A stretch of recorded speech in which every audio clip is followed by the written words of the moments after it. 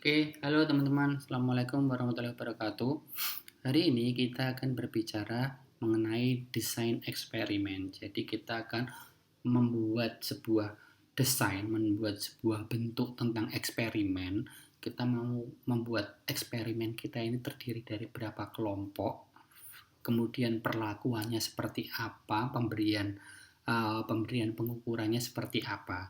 Jadi hal-hal yang sangat dasar itu tadi ada di materi desain eksperimen. Tapi hari ini kita akan berbicara yang paling dasar. Kita akan menggunakan satu variabel independen, kemudian perbandingannya di antara beberapa subjek, between subject. Ini maksudnya seperti apa? Nanti akan kita jelaskan pelan-pelan. Nah, sebelum kita menentukan sebuah desain eksperimen, ada beberapa hal yang menjadi aspek penentu. Ada 3. Yang pertama adalah jumlah variabel independen. Di sini kita nanti akan membahas satu variabel independen dulu. Yang kedua adalah jumlah perlakuan yang dibutuhkan untuk menguji hipotesis. Maksudnya, eksperimen atau pemberian perlakuannya ada berapa. Nah, karena ada satu variabel independen dan kemudian ada bisa satu level, bisa 2 level, nah nanti akan ada beberapa cara. Dan yang terakhir, aspek terakhir adalah jumlah subjek atau partisipan dalam kondisi perlakuan. Nah, teman-teman, dalam eksperimen psikologi dengan subjek manusia, saya lebih suka menggunakan istilah partisipan. Karena apa? Ya karena lebih manusiawi saja. Nah, dari bentuk between subject yang paling sederhana adalah one independent variable. Nah, di ini desain between subject ini adalah desain eksperimen yang akan membandingkan antar subjek di antara kelompok perlakuan yang berbeda. Jadi, pada desain seperti ini minimal ada 2 kelompok. Bisa kelompok kontrol dan kelompok eksperimen, bisa dua-duanya kelompok eksperimen. Nah, ini akan saya pas aja. Nah, kita akan mulai membahas desain satu independent variable dengan 2 independent group atau 2 kelompok independen. Nah, teman-teman akan melakukan sebuah eksperimen, sudah mengumpulkan partisipan. Taruhlah 10. Sudah ada 10 partisipan yang siap mengikuti eksperimen teman-teman. Kemudian akan dibagi ke dalam 2 kelompok. Masing-masing kelompok 5-5. Nah, untuk membagi 10 orang ke dalam 2 kelompok tadi, teman-teman wajib melakukan prosedur yang namanya random assignment. Random assignment ini maksudnya adalah setiap partisipan memiliki kesempatan yang sama untuk menjadi anggota di salah satu kelompok. Si X akan memiliki kesempatan sebesar 50% untuk menjadi kelompok 1 dan 50% di kelompok 2. Begitu juga dengan si Y, si A, si B, si C, dan seterusnya.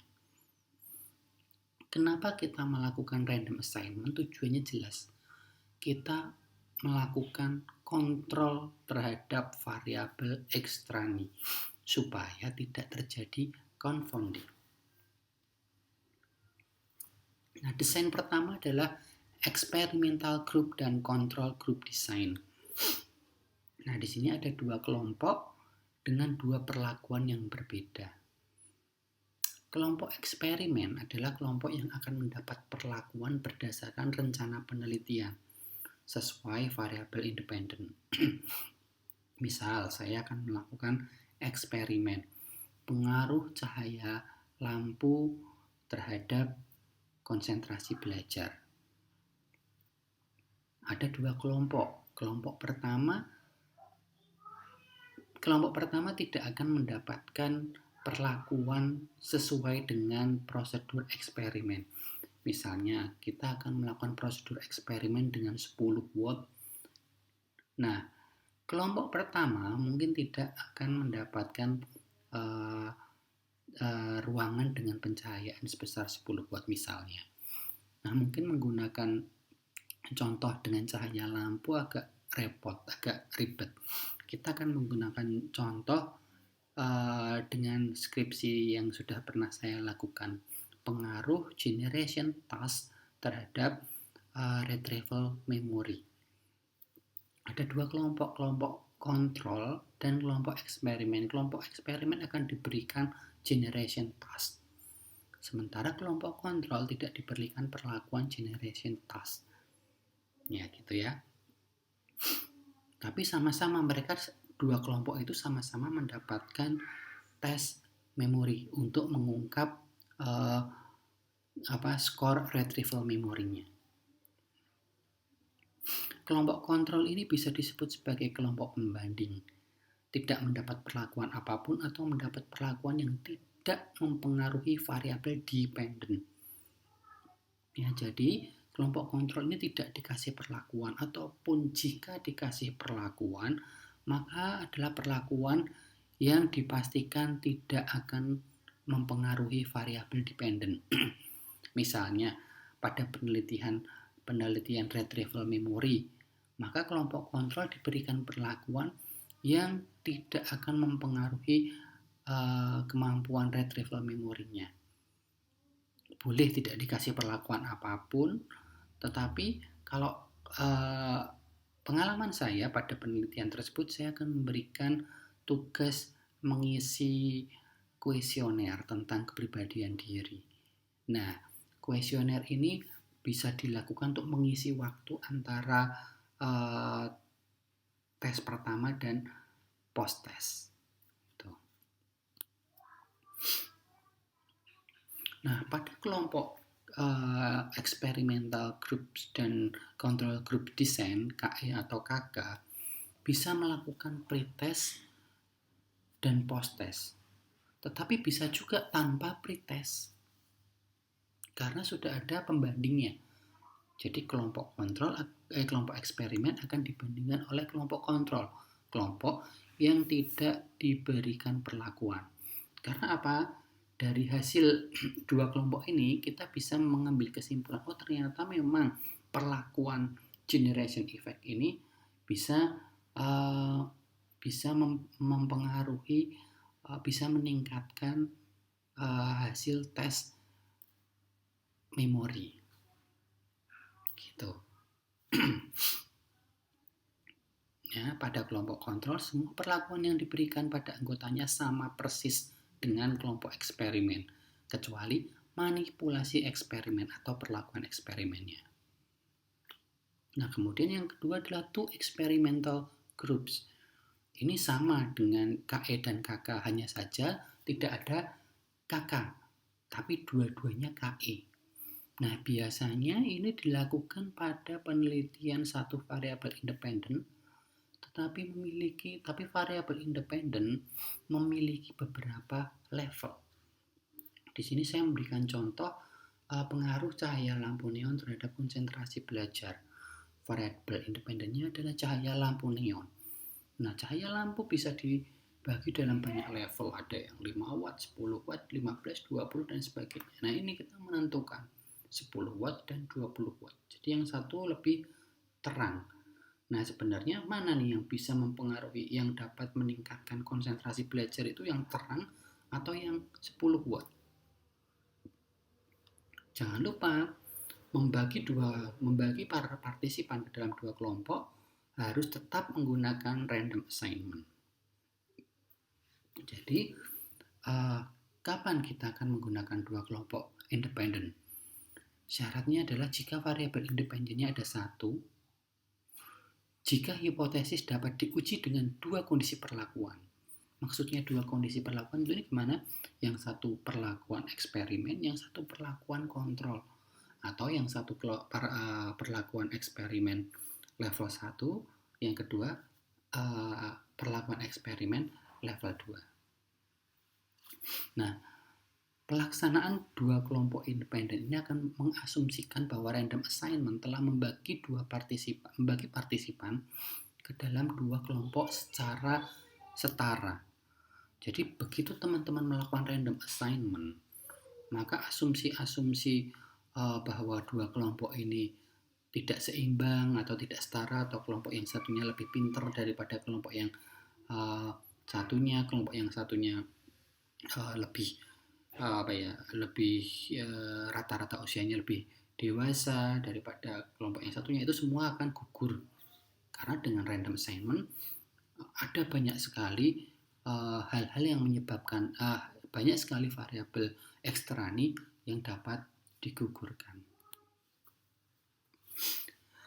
Kemudian ada jenis lain, two match groups, desain yang berbeda.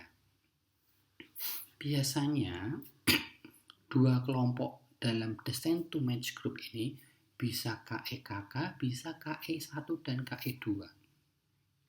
Tetapi peneliti mungkin ada peneliti mengasumsikan ada beberapa variabel yang tidak bisa dikontrol melalui random assignment. Nah, biasanya penelitian two match group ini tidak menggunakan jumlah partisipannya tidak besar. Supaya pembanding antar dua kelompok itu nanti bisa lebih mudah. Karena apa? Karena pembandingnya ini nanti per partisipan di KK digabungkan dengan partisipan di KE yang memiliki kesetaraan. Apanya yang setara? Yang setara adalah variabel yang menurut peneliti tidak bisa dikontrol. Jadi, penempatan partisipan dalam kelompok dilakukan berdasarkan karakteristik tertentu. Karakteristik tersebut mungkin akan mempengaruhi variabel dependent. Nah, ini karakteristik tersebut agak susah untuk dikontrol. Jadi, harus menggunakan two match group. Nah, ini adalah contoh pembanding antar partisipan penelitian. Di sini ada eksperimen menggunakan kecoa. Nah, antara kelompok 1 dan kelompok 2 kan digabungkan berdasarkan berat badan dari kecoa tadi. Nah, ini adalah matching atau pembanding antar partisipan pada tes memori misalnya. Nah, seperti yang teman-teman tahu, tes memori ini sangat terkait banget sama yang namanya intelijensi. Nah, karena peneliti merasa intelijensi di sini agak susah dikontrol meskipun sudah dilakukan random assignment. Nah, oleh karena itu peneliti akan mengukur tes IQ-nya untuk melihat intelijensi seluruh partisipan. Kemudian masing-masing kelompok akan dibandingkan. Jadi kelompok atau partisipan dari kelompok yang IQ-nya 109 akan dibandingkan dengan partisipan dari kelompok lain yang IQ-nya agak setara. Nah, 109 di sini paling dekat dengan 111, 94, 91, 116 dipasangkan dengan 115. Nah, 113 dan 63 tidak bisa digabungkan. Mereka dua kelompok yang tidak bisa dibandingkan. Jadi, dua partisipan ini akan dihilangkan. Jadi, penelitian pada two match group hanya akan membandingkan dari masing-masing subjek yang punya pasangan aja. Inilah alasan kenapa two match group itu biasanya dilakukan pada eksperimen dengan jumlah partisipan yang tidak banyak. Desain selanjutnya adalah multiple groups. Konsepnya sama dengan dua kelompok eksperimen. Namun kita memiliki variabel independen yang memiliki levelnya itu lebih dari atau variasinya lebih dari 2. Kita menggunakan penelitian yang sama dengan lampu, cahaya lampu dan konsentrasi belajar. Di sini kita akan meneliti tadi kita melakukan penelitian cahaya lampu 10 dan 20, tetapi ternyata hasilnya kok agak terlalu tidak seimbang. Ternyata antara 10 watt dan 20 watt ini masih ada lampu ukuran 15 watt. Jadi kita menggunakan 15 watt sebagai level atau variasi ketiga. Jadi ada 3 level kelompok, ada 3 level. Nah, karena ada 3 level, otomatis kita membutuhkan 3 kelompok, 3 groups. Nah, penelitian dengan satu variabel yang jumlah kelompoknya lebih dari 2 akan disebut multiple groups. Jadi, penelitian satu variabel independen, kelompoknya ada 3, ke atas 3, 4, 5 sampai selanjutnya itu disebut multiple groups. Perbedaan antara multiple groups dengan two groups eksperimen itu hanya ada pada aplikasi pengukuran statistiknya. Nah, ini tadi dari saya tentang desain eksperimen yang paling dasar dengan satu variabel independen. Selanjutnya kita akan membahas tentang factorial design. Factorial design itu kita menggunakan variabel independen lebih dari satu. Sementara ini dulu dari saya. Terima kasih. Ciao.